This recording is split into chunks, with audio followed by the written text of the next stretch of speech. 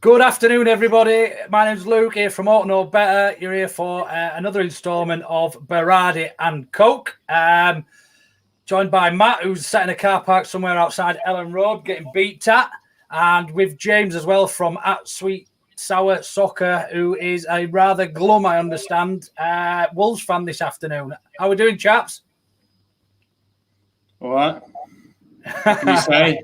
What can you say, man? We'll get into that, I'm sure. We have got another guest, a Kent-based Leeds fan, Neil Mayhead. He's just having a few technical difficulties, but we'll roll the credits and we'll get into a bit of a chat about tonight's game, this afternoon's game.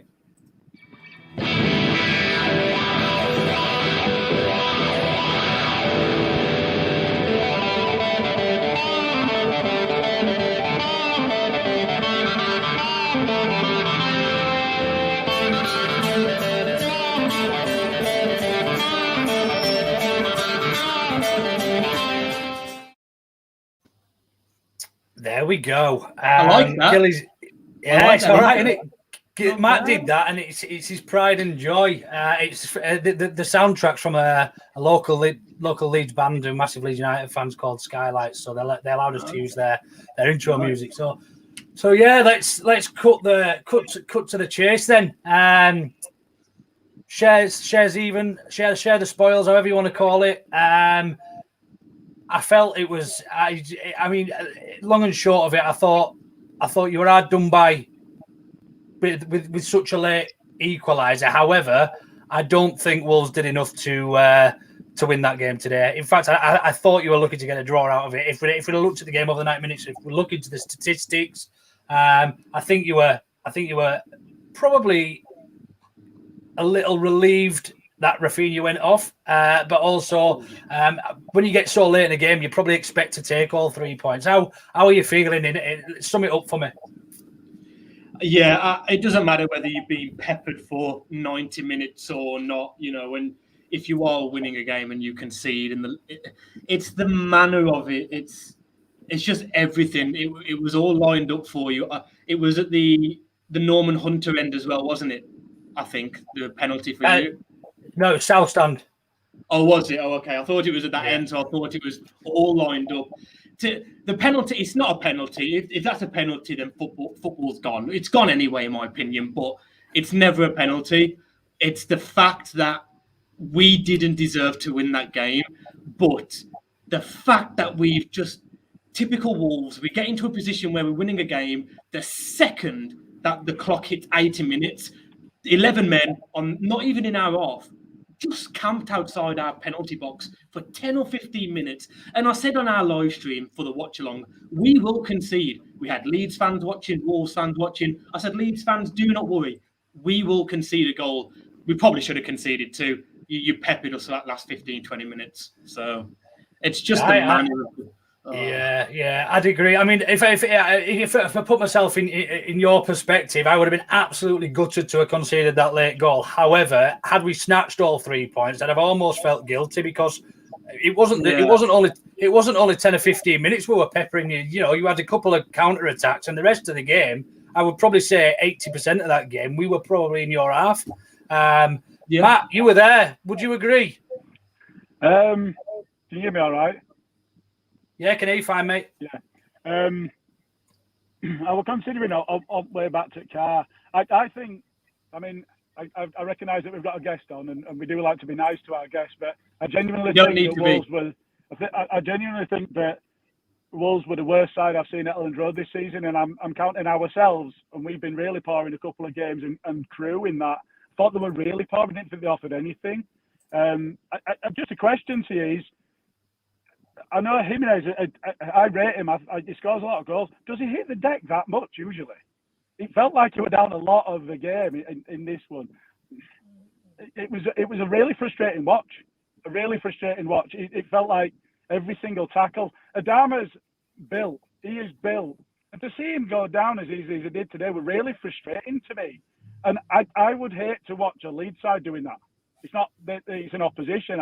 It felt like we couldn't compete for the ball. I don't completely disagree with you. As a Wolves fan, I'm in the minority for some reason. There's the majority still rate Adama. I'm not his biggest fan. I don't think he does enough. He does hit the ground far too often. And when he doesn't get the free kicks, rather than getting up and trying to win the ball back, he just moans. But I do agree. Raul, I must admit, I'll agree with everything you said about Adama. Raul, I don't really know. I noticed he did get fouled 5 or 6 times today. I'm not saying every single one was a foul, but at one point he did go to the ref 1, 2, 3, 4, 5, 6. I think the Raul one was that, he's a bit of our talisman, and I think the Leeds players know that. I don't think the referee helped the game. Me and Luke are talking about this just off air. I think the referee had a shocker today. The challenge in the first half by, I think it was Daniel James on the shin pad of Raul that didn't get booked. I don't think the ref had the best game today. The challenge for Rafinha's injury, which sadly now I have to change him out of my FPL because it looks like he could be out for a while. I actually winced. When I saw the replay, I did wince and I went, oh, because listen. It's all twisted the wrong way, didn't it? That was it. Listen, do I want Rafinha to play for Leeds when we're playing them? No, of course I don't. But I don't want to see a player get injured. I really don't. I'm not one of those fans. But I think even Leeds fans would agree it wasn't malicious from Saiss. It was handball. He did hit it. The ball hit his hand. But he went to slide in. And because Rafinha is so good, he's got so many tricks, he almost flicked it round Saiss and tried to go the other way. And he's just caught his ankle. It is unfortunate. Yeah, fair enough. Fair enough. We've got Matthew Blake sent a comment in. He's I believe that's Jimmy Blake, who's our resident League of Ireland football referees assessor, who's a massive Leeds fan. He has his own little show as part of Ought to Know Better, and he's an ex-referee for the League of Ireland. And he whether it's him or his son who's commented there, but he seems to think it was definitely a penalty. Can I just try and bring Neil in just to see what his thoughts were on the penalty? See if Neil's working, or is he there? Have we got anything, Neil? Doesn't look like it. But yeah, I mean, you were saying it absolutely wasn't. I thought it was a soft penalty. Had it been given against Leeds, I would have felt hard done to. However, as a Leeds fan, I still think there was contact. He came across him. Is it a penalty? This day and age, I think you've got to say it probably by the letter of the law. Might be, but it's a soft penalty. I might get loads of stick in the comments and from you two. Listen, I'm up for the banter. I love to debate. That is not a penalty. I'm sorry, that is never a penalty. We did not deserve to win that game. I will admit that we were poor today. And although we've won, before today, we'd won 4 of our last 5. But we haven't put together great performances. I'll be the first to admit that. If that's a penalty, the game's gone. I think if that was against you, you'd be absolutely livid. And of course, it's contact, but we're not playing basketball. Gilly, what were your thoughts on the penalty? You've probably not had time. Have you had time to watch it back, or have you only seen it live? No, I've not seen anything. I've only seen it live, but it did happen. I went in Cheesewedge, and it was that side of the box. So I think the handball was just before it. I thought that was a penalty. And if you get in front of your man and there's contact, and you don't get, and the defender doesn't get the ball, I don't really see how it's not a penalty. Yeah, I agree that it's a soft decision, but that's the game today. That's how it is. And I'd rather those weren't penalties. But we've had a lot go against us. So when I'm saying I'd rather those weren't penalties, I'm saying even playing field, we wouldn't have had ones given against us. I don't think it should be a penalty, but I think in today's game it is. Yeah, I think that's probably my view on it as well. Neil, are you with us? We can see you all right, yeah, but we can't hear you. Your mic's not working still, Neil. Yeah, let's. Sorry, Neil, just to get you rid of you. We'll try and get you back on it in a short while. Other than the penalty and the draw and the share of the points and everything, then James, what would have been a fair result in that game? But if it was played on paper and we were to look at stats, do you think Wolves deserved even a point out of that? No, I think in the heat of the moment, for people that don't know, I did a watch along, so I'm trying to talk to people in the comments and commentate on the game and explain to people who couldn't watch what was happening. And in the moment, I think you always, I think every fan's guilty of this. You always give your team the benefit of the doubt. We went into half-time, 1-0 up, scored after 10 minutes. And I thought, you know what? Yeah, maybe a draw's fair. Maybe we just edged it. I'll probably watch that game back and think, oh, how did we not lose 3 or 4-1? I'll be completely honest with you. That young kid that came on, I always forget his name. Is it Gelhardt? That's him. His impact on that game. I think he came on in the 50th minute or 52nd minute. That chance he had where he smashed it straight at Sarr and he managed to get the smallest fingertips on it to put it over the bar. Yeah. It was, for the last 20 minutes, it was ping pong football in our box. I thought you'd score. You had a few chances at the back post where if a player would have gambled, they'd have had tap-ins. But yeah, you look at the stats, you had 64% possession, 18 shots to our 8. Although I think we both only had 4 on target. Yeah, listen, as a Wolves fan, I'm going to say that we probably didn't deserve to win the game. I think you did deserve to win more. It's just the fact it's a last-minute penalty. You know, it's gut-wrenching. It's like, yeah, I think you know, I think I'd have felt the same. You know, you almost grind out. It's almost one of those that you almost ground out a win playing shit. You know what I mean? It's one of them. It would have been a shit house result. I'll get that. Shit 3 points. Yeah. Oh yeah, it would have been a proper shit 3 points. But yeah, I mean, we looked just focusing on Leeds now. In comparison to last week, I was down at Southampton and the absolute polar opposite in terms of performance, Skilly, wasn't it? You know, we looked so clueless, drained, lethargic. We just didn't look. We looked at from the off today. I just knew that they had a kick up the arse in training, and they almost had a completely different outlook, set up slightly different. It was all a little bit different, and it seemed to work. And then we conceded a shit goal. Two poor mistakes from, you know, big squad players, big team players, and important players of the squad. And yeah, it just sort of turned the game on its head. You could hear the crowd go sort of desolate and quiet, and it almost felt like, all right, here we go again, sort of thing. And what in terms of comparison to last week, then, Gilly, any to make? Absolutely, yeah. I mean. I mean, it's difficult when you're in the stand, when you're in the stadium, because the stand that you're in, if it's making noise, you can't tell what's going on the rest of the stadium. And equally, when you're at home, all you can hear is what the broadcaster chooses for you to hear. But actually, where I was in Cheese Wedge next to the South Stand, there was a roar. So there was a lull of about 10 seconds when ball went in goal, and then after that there was a roar. And actually, it felt. But right from the start, it felt a lot more positive. It really did. And I think, you know, we saw the team use. We saw that striker in midfield. And, you know, we were in group chat and I was like, strike again. Fucking hell, what's going on? J-Pipe team, why can't he see it? And it really was that thing of, are we destined to watch a shit show again? You know, very different, not very different team that we put out last time. But the mindset and the application right from the start just felt different. Just want to go back to one thing that James said, that Joffrey came on at 50 or 52, I think you said. I didn't realise it was that early because I think Tyler came on at half-time. Somerville came on before Joffrey. I thought Joffrey was about 65, 70 minutes. Yeah, I think Joffrey was a little bit later. No, I think he probably was a little bit later. I think it was about 60, 63, 64. Somerville came on at about 54. Yeah. On the wing, who came on directly for Rafinha, and it was Joffrey who came on and played up top. He came on for Click, I think if I remember right. It was, yeah. So Tyler dropped in, didn't he? And then Joffrey went up top. And I think, Rodrigo dropped in. But yeah, for me, I think Rodrigo played quite well, but we still are not playing to his strengths. So I think he were working hard. He were working off the ball. He were tidy on the ball. But what we needed, he plays a false 9. He doesn't play the way that Bamford plays.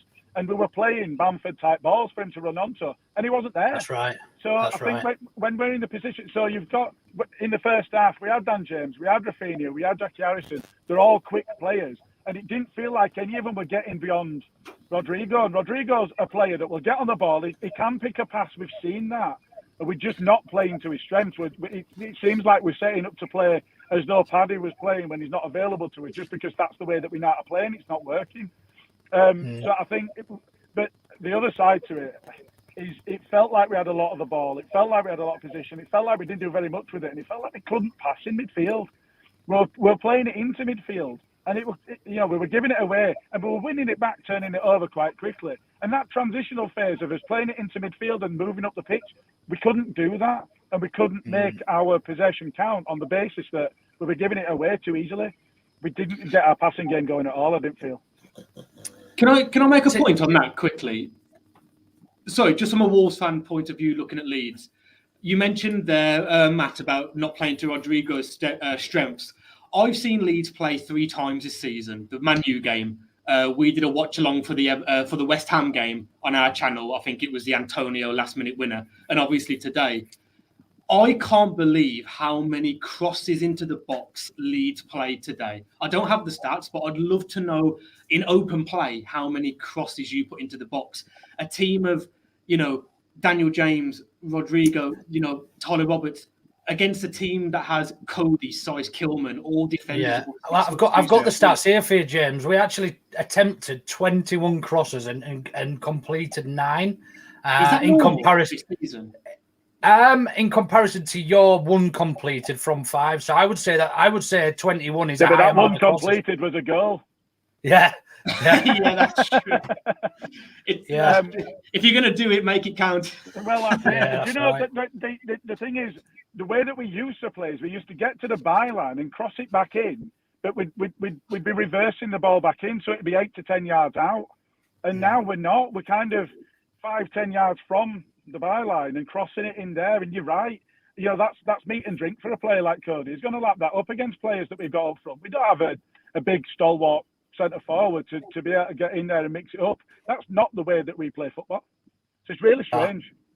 We're going to try Neil one last time, just to see if he's up and running. How are we doing, Neil? I can hear something.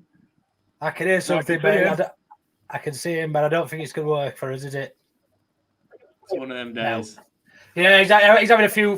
He's got probably some dodgy internet down in Kent that's not allowed to use. So, but yeah, look, I think what I'd like to do then is just have a bit of a chat about the Wolves team before we go on and chat about the Leeds team. We didn't, as Matt rightly said, we didn't play to our strengths. You had a back 3 of, was it Cody, Kilman and Saiz? Was that your back 3? Yeah. We started with Dan James up top on his own with Rodrigo behind him. Now I think that was to counteract you bringing the ball out or pushing your centre back's defensive line a little bit further forward, because they'd be wary of the counter attack pace of Dan James. Do you usually sit so deep? Our possession stats won't be brilliant and haven't been for the last 3 years, even under Nuno. I think most teams, even with Leeds' form this season, it hasn't been brilliant.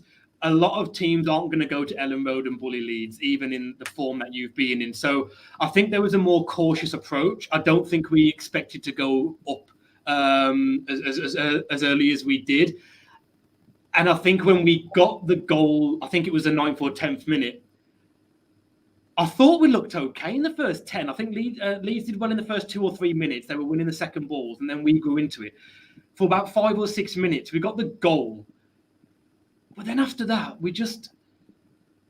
The problem is we need to move away from this 5 at the back. We haven't got the midfield. We've got João Moutinho, who's coming up to his 60th birthday.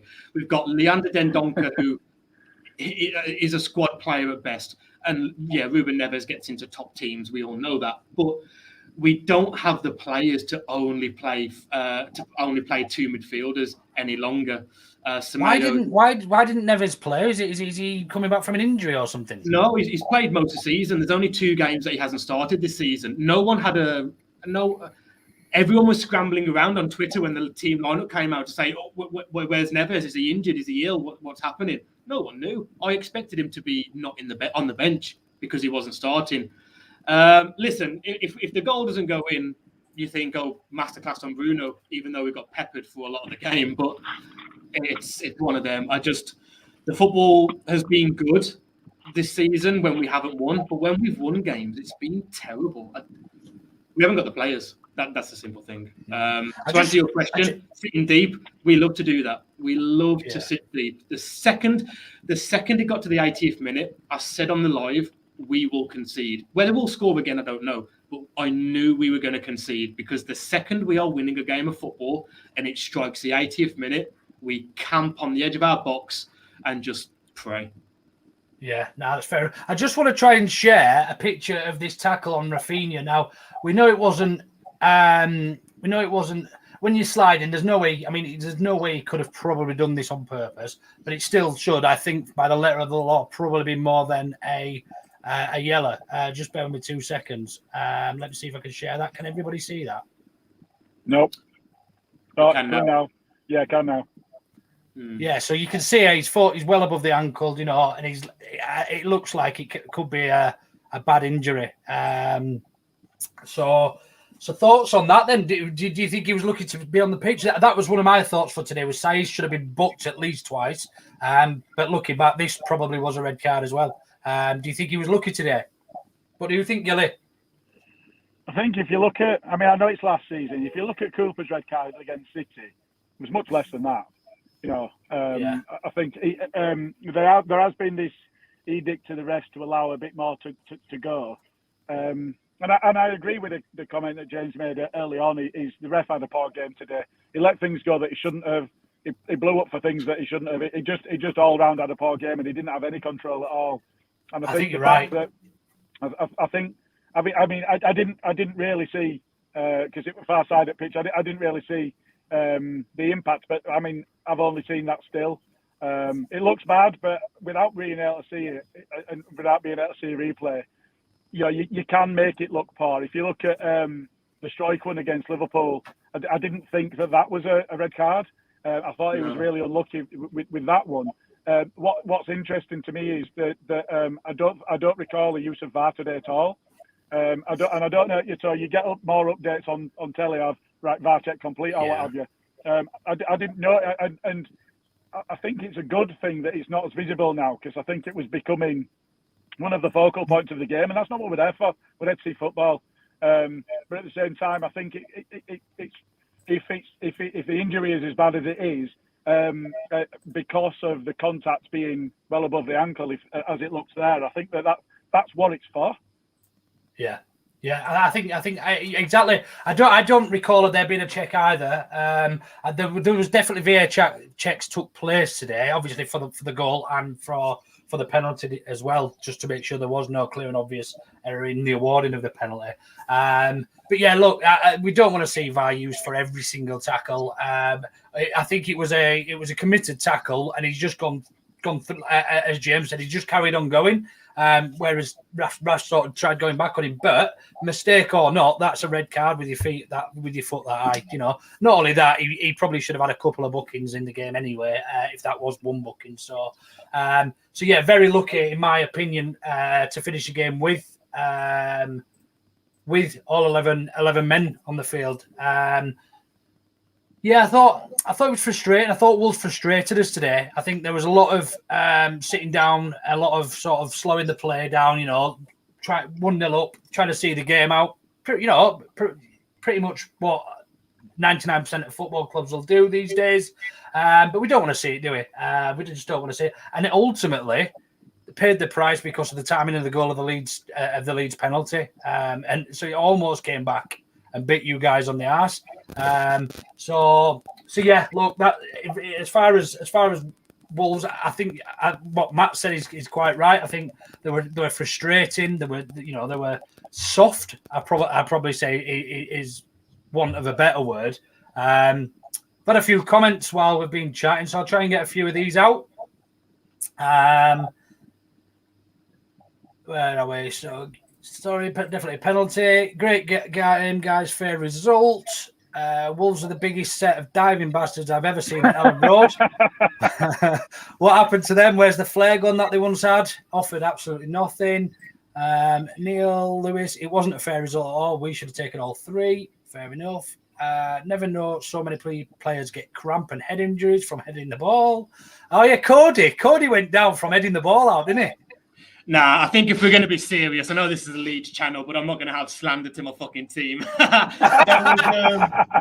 meant to be a fucking 7 foot tall centre back, and he fucking laid down from the ball, hitting him in the head. Hey, Cody's a proper scouser. Listen, he doesn't go down for shit. Listen, I hold my hands up. Adama's soft. Most of these players nowadays are soft, but Cody got smashed in the face from Rafinha from about 5 yards out, and it knocked him about. I know a lot of people have said comments. Even on my stream, we had a few Leeds fans saying why the Wolves players going down so much, because I was commentating on it. There was a couple where in the first half, Roman Sois actually headbutted his own player. He headbutted Kiltman. So it's not as much a case of, listen, Roman Sois is also hard as nailed. He gets booked every game. He's dirty. He's a player that every team likes to have. You know, he'll, a bit like Bruno. Everyone hates Bruno Fernandes, but for United fans, they love him because he's that kind of character. That's Roman Sois for us. But there are one or two that Adama goes down easy. But any mention of Cody and Sois being fairies, nah, sorry. I just think because the majority of the team spent a lot of time on their arse, you do tend to, as a football fan, tarnish all with the same brush, so to speak. So if a team has a couple of dive-in players or players that like to sort of try and, get in the ref's ear, they sort of all have to sort of follow that lead. Ref was poor. 100% pen. I was sat literally 10 yards away from the challenge. It was a 100% penalty. There were a few others that we tried to claim. Dan James, but 100% a pen. Neil's mum has turned the internet off. Absolutely battered them. How on earth we didn't win is beyond me. Never seen such a bad performance for an away side. Wolves were dreadful, dirty. Should have been down to 10. I think we've covered that. I agree, but it's leading moving forward. Games shouldn't be stopped for cramp. It punishes the fitter teams. Fair point, but it did end up punishing them in the end because we did score in injury time. Salernum. Leeds are fantastic from a Wolves fan. Great game and fair result. Sounds like looks like Neil's house is on fire. Thinks it's all right. Neil's confirmed he's all right. He's safe. He's fine, yeah. Smart. No, my mum didn't turn the internet off, and Salernum, my house isn't on fire. You guys. So yeah, let's move on to Leeds then, and how we played as a team. We lined up completely differently today with our three most influential attacking forwards, shall we say, all been on the pitch at the first time from the start for the first time, and I think we looked a different beast. What do you think, Gilly? The first 10, 15 minutes, I know we conceded, but that first 10 minutes, in comparison to how we played last week with the lineup, I thought we looked a completely different beast. Yeah, I do agree. And I think, we spoke about Rafinha's impact coming back from the showing he'd had with Brazil and how well he'd done. And, you could see, actually, it was like you were walking on air. You were untouchable in that, he were coming inside. He were bamboozling players, and you know what? I think even the Leeds players were struggling to keep up with him. It was just that good today. So obviously it's a bittersweet. It's great to get the goal at the end. It feels like a win when you get an equaliser at the end of the game. In as much as you're devastated to concede late on for a draw. I think overall it was a real positive. I was. When I saw the lineup, I thought, I was looking at Strike, especially in midfield, and thinking, is it going to be the same again? And it really wasn't. It did really feel positive throughout the game. I think the only thing I would say is Dan James really frustrates me. I felt like he did nothing in the game today. There were so many times that Llorente and Cooper and Shaq had the ball, and he had acres of space right in front of me to run into, and he didn't. He just and it was so easy for their right back to defend against because the game was just in front of him. We weren't trying to get him behind, which is what you would think is his strength. So in the end, the ball was played across to him, but it was so easy to cut out because it was just a flat ball to him, rather than being that try and turn the defenders and run in behind, which you would think would be the way to impact and the way to turn your Codys and so on and get them running back towards their goals. They don't want to do that. They like defending deep. They're strong, they're good in the air. They want the game in front of them. They don't want to be turning and chasing somebody as quick as Dan James. And we didn't take advantage of that at all. And a lot of that was because he wasn't making the runs. Do you know what though? I think you make a great point. And as a defender, it's horrible having somebody who's small and nippy. It's your worst nightmare. You'd rather play against somebody the same size who you can bully around a bit than somebody who's got twice as much pace. And I think, but I also think. I think that was his job today. I think his job was to sit that defensive line back an extra 5-10 yards, so they're sat on the back foot, and they almost couldn't go any deeper from Eagerly. To be fair, he probably should have made a few more runs. Pulled them away a couple of times. We saw when Geldart came on, he did it a couple of times. He wiped Cody out in the air, and he dragged Cody out the way, and he had made himself a couple of chances. Yeah, so obviously Starman was Rafinha for us, James. But who else impressed you for Leeds today? Do you know what? I said this after about 15 or 20 minutes. I think the battle today between Harrison and Semedo was incredible. Really good. The first goal, well, the Wolves goal, how there's a 60-yard ball from Connor Cody and no Leeds player. There was 2 or 3 Leeds players around the ball, how they didn't, attack it. And Semedo gets the better of Harrison, obviously for the goal. But I think he had a good game. I think he got forward well for you. Schuick, I think he had a pretty okay... Is that his first game back since the red card against Elliott? No, he played at Southampton last week and he had a shocker. Right, I know the whole team had a pretty bad game against Southampton, but I think he did okay today. He kind of, it was a battle between him and Dendoncker today, and Dendoncker was so poor. I've said this before. He's not a footballer. Well, not at this level anyway. I think he got the better of him, and that's not difficult. Rodrigo was everywhere. We can talk about Rafinha, but everyone knows, no disrespect to Leeds, he probably should be at a better team. Like Neves probably should be at a better team. We know that. But I think Rodrigo was everywhere today. He was a bit like a bull terrier. He seemed to be on the left. He seemed to be on the right. He was in the box. If he gambled a few times as I said earlier, a few crosses that you put in, if there was a few more gambles to the back post, there was open goals. Dan James, no, I don't rate him. I don't rate him. See, that's really interesting, James, because Rodrigo has got a what's the best word for it, Gilly, when you've got a bit of a reputation, shall we say, for not being that type of player. Now, I think there's a class player in there, and as Leeds fans, I'm not going to speak for every Leeds fan here, but what I would say is the online presence through Twitter and whatever else, he doesn't have a real positive following, shall we say. It's probably the best way of putting it. That's interesting, because if I'd have from today, I would have thought that would have been his job, a bit like a Bobby Firmino. He's not always going to get you 15, 20 goals a season, but he works hard. He breaks up the play. He's linked in with the play, even if he's not getting the goal or the assist. So you're saying that today's performance from him, do you agree that he actually worked hard? No, I see that. I think he's a great player, and I do. You watch his movement, and he's almost a level up from Leeds. He's a Spanish international, and you can see that he's got something about him. But the problem is, we've got as Leeds fans, we spent a lot of money on him, so we expect a massive return. We don't expect him to run around headlessly and work hard. We expect him to score 20 goals a season when we paid. He's Spain's number 9, and we spent 28 million we spent on him or something like that, really. I don't see him as that kind of player. You know him better than me, of course you do. I don't know. I probably saw him more as a Bobby Firmino or Gabriel Jesus kind of player, more than a. It's fair, and I think it's really interesting, and maybe it might. I mean, I see that, and I see the work that he does. It almost like Bamford does as well when he plays. When Bamford plays, he misses easy chances. He sometimes scuffs it. It frustrates you.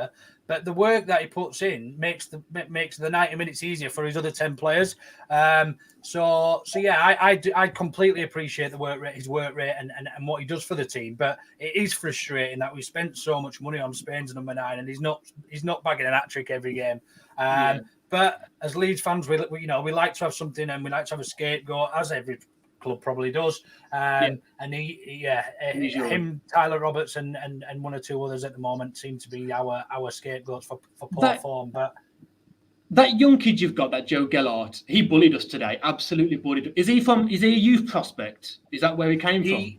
We signed him from Wigan for £1 million. How much? £1 million. How old is he? 20. He looks 16. 18. I think he's 18 now, is he? Jesus, 18, yeah. There's a player there. Being compared to obviously the new Rooney. He's a Scouse lad. Being compared to the new Rooney. He's lost about 2 stone since he signed, hasn't he? He has, hasn't he? Yeah. He's become a lot more mobile. Yeah. He looks. But yeah, look.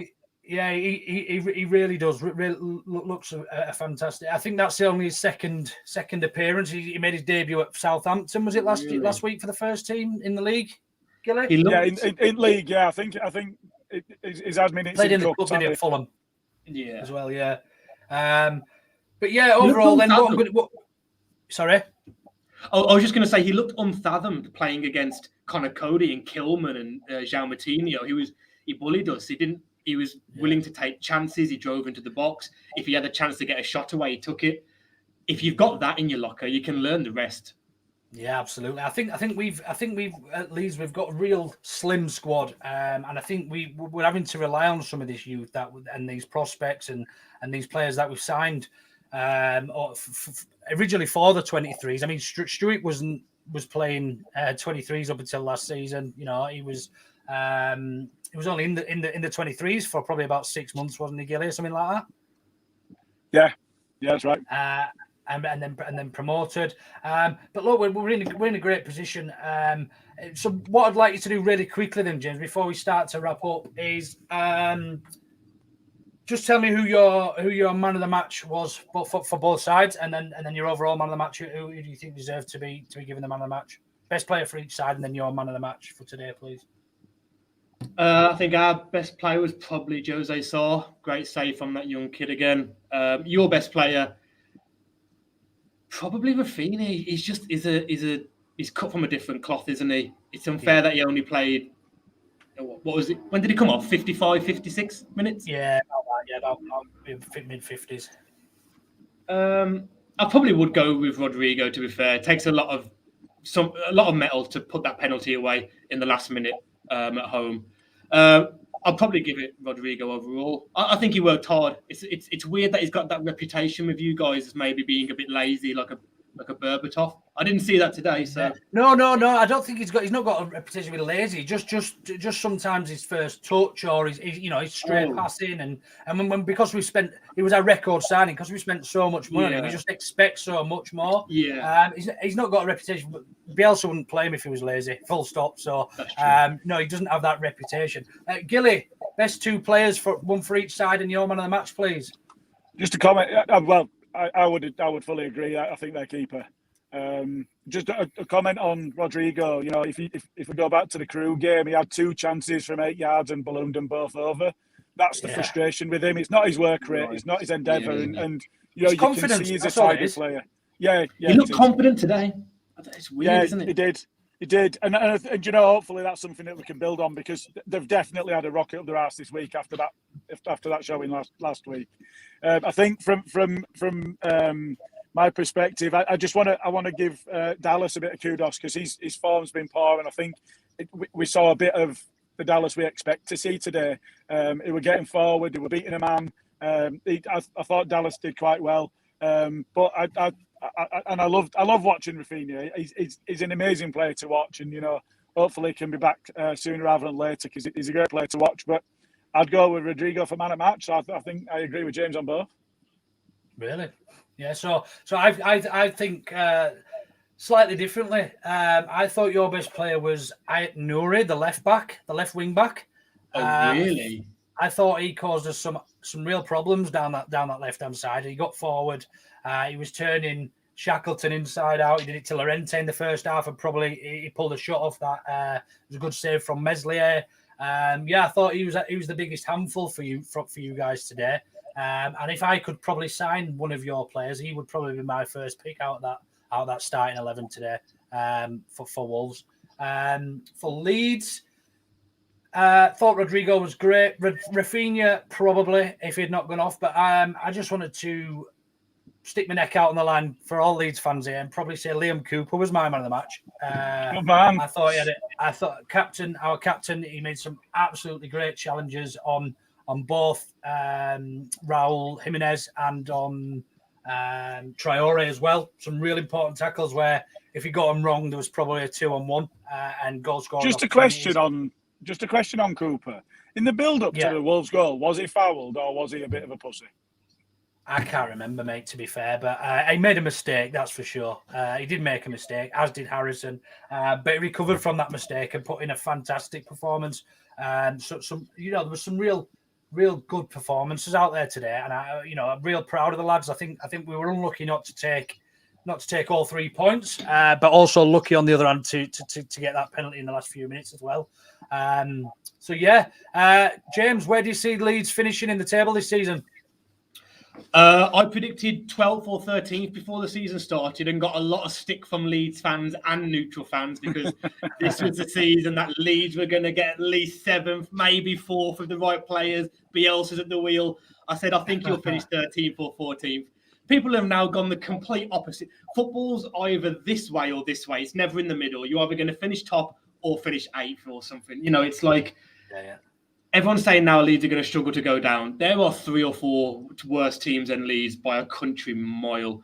I still think you'll finish between 12th and 14th because the problem is with Leeds, you are 2 injuries away from legit bare bones. Like Rafinha's now probably going to be injured. Bamford's out. You've also got Koch who's out. You've also got Phillips who's out. If you didn't have add-on Llorente to that, you're struggling. So I think you'll do enough to stay up, but I think 12th, 13th. I'd agree. Would you take that, Gilly, at this stage? I would have taken it at the start of the season. I think we excelled last season, and I think we finished top half. We deservedly so, but it was always going to be difficult to emulate that level of performance. If you think of the result against City with Dallas running through, things like that. If you take those anomalous results away against the bigger sides, that was going to be difficult to do again this season. Beating City and so on. I think that you would be 12th, 13th. I would have taken out start of the season, and I think that's probably a fair assessment. There are some real terrible sides here. The Norwich result today. We all had a bit of a laugh at that one at full time when news started filtering through. There's some real poor sides. Crystal Palace, I think, will really struggle this season because they'll have a wobble. Because all teams have a wobble at some point, and they don't have a lot of experience in the side. Watford are not a good team. So I really. Have you seen the Watford score today, Gilly? Yeah. They beat Everton 5-2. Wow. Yeah. Well, I look a dick. It's Ranieri. You didn't mention Newcastle either. Well, I think the thing with Newcastle is they've got an opportunity to spend a lot of money in January. They're a terrible side, and without Alan Saint-Maximin, they'd pretty much be down already because he's pretty much there. Fraser's been injured, and he's the only one that can make a difference. He's the only one that can do that bit that teams struggle against. So I think they'll be down without ASM, but at the same time, they've got an opportunity to spend a lot of money in January. But equally, it does depend on who they bring in to manage that. Unless there's some news today, again, that I've missed. I haven't seen any news. No, the caretaker manager, wasn't it, who looked after him today? Yeah. They got a draw away. They got a draw away at Palace today. So, Callum Wilson. Yeah, look. Well. Yeah, was it Wilson? Callum Wilson scored, was it? Yeah. Wicked. Look, James, thanks ever so much for joining us. Really appreciate it. Guys, if you want to go, if you are a Wolves fan watching at the moment and you don't follow James already, they are at Sweet Sour Soccer. They do live watch-alongs and all sorts of other bits and bobs. Well, we are... I should make it clear, we aren't a Wolves fan channel. We're a general fan channel. The only Wolves content we do are the watch-alongs. Because we've got loads of Leeds fans, to be fair, on our channel anyway. That's why I was telling them to all come here. Right. Yeah, well, go follow James anyway. They're a universal channel. Universal, that's the word.